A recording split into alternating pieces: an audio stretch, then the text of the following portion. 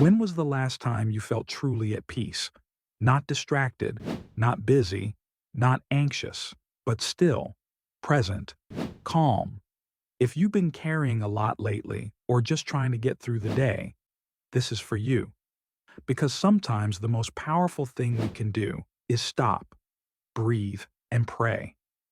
In this video, I want to talk about prayer, not as something you have to do, but as something that can change your life. Not instantly, not magically, but deeply and quietly, in the best kind of way. So take a breath. Let's spend a few minutes together, just you, me, and God. What does it mean to make space for God? Here's the thing. Prayer doesn't need a stage. It's not about performing. It's not a box to check off. It's a moment to connect, to breathe, to be still and encounter real power. Sometimes that space is your car, or a few minutes before your kids wake up. Sometimes it's when you're washing dishes or standing in the shower. God's not waiting for perfection. He's just waiting for you. Psalm 46:10 says, "Be still and know that I am God." Stillness doesn't mean you pause everything forever. It just means that, for a moment, you remember you're not doing this alone. How do you pray when you don't know what to say?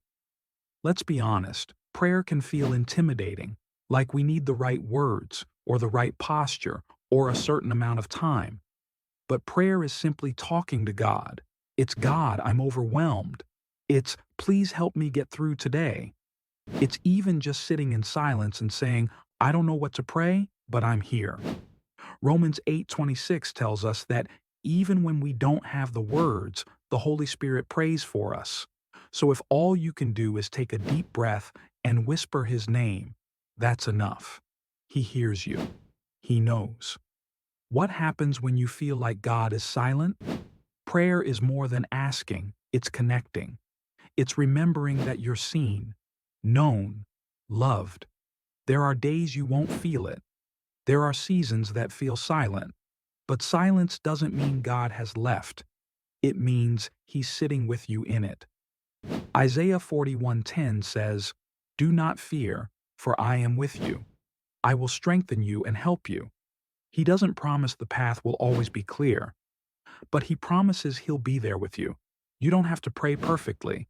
You just have to be willing to let Him in. Can prayer actually change you? Here's what no one really talks about. Prayer doesn't just change our circumstances, it changes us. When we bring our real thoughts to God, our fears, our questions, even our anger, He listens. And slowly, He shapes us. Prayer helps us see what we've been carrying. It shows us what we've been believing, and it gently reminds us of what's true. God already knows what's going on inside you. Prayer gives you the space to see it too. And that's where transformation begins.